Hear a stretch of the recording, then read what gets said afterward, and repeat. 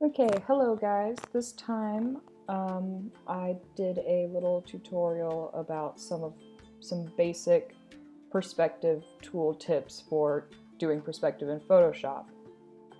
So basically here's, Photoshop. I have CC, so yours may look a little different, but they all look roughly the same, so it should translate easily enough if you have an older version.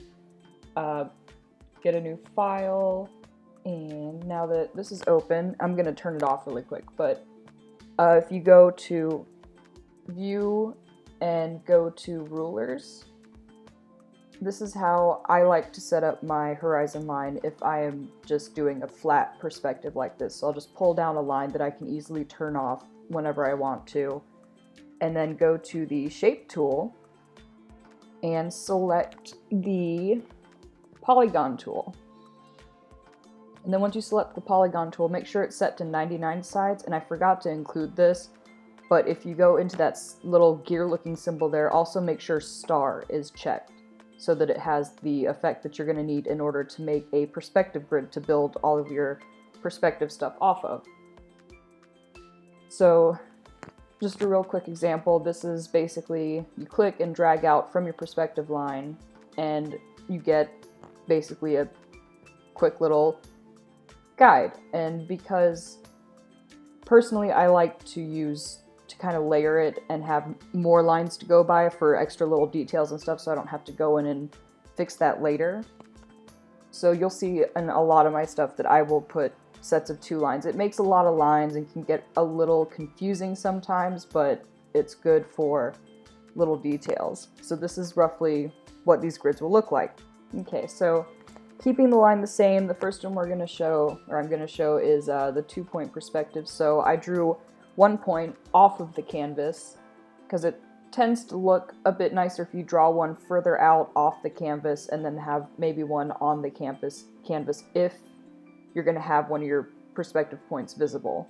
So here's 2 of them drawn, and there's a basic 2-point perspective grid, and you can pretty much draw whatever you want in perspective off of that.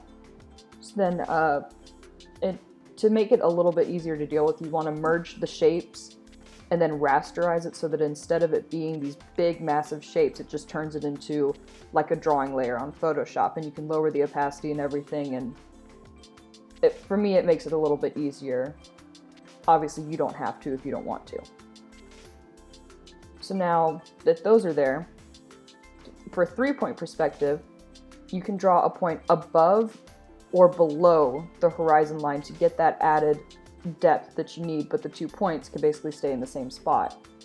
So with that one addition, I suddenly have a 3-point perspective grid that I can use and to do things in even more perspective detail.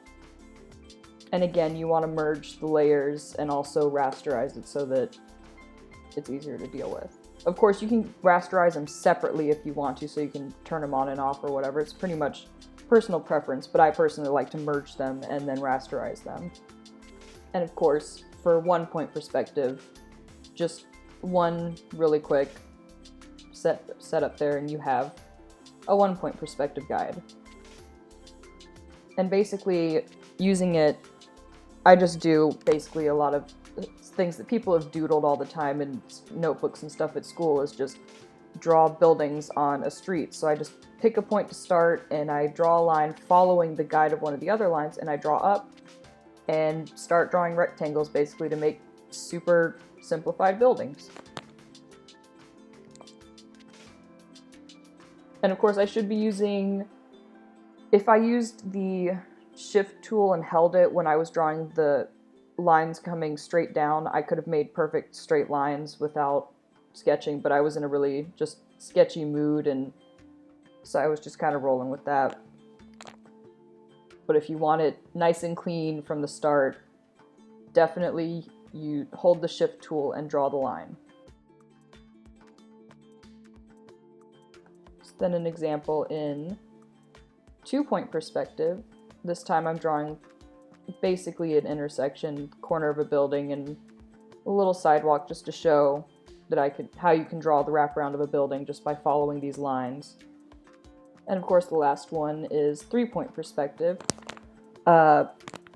but which is same concept. I end up drawing the corner of a building in that 3-point perspective really quick just to show the different angles and stuff. But that's pretty much it. This video is just the very basic beginning, setting it up.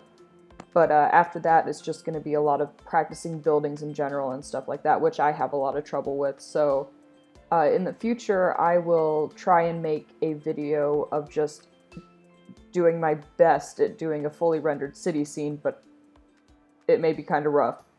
We'll see. But thanks for watching. Hopefully this helped, and see you in the next video.